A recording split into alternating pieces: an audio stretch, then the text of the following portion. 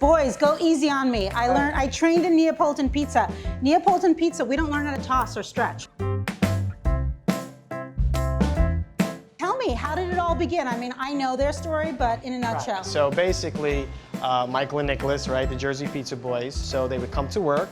They had their responsibilities. You know, he wanted the Wi-Fi right away when he'd come in so he could play his games, but they had to do their chores.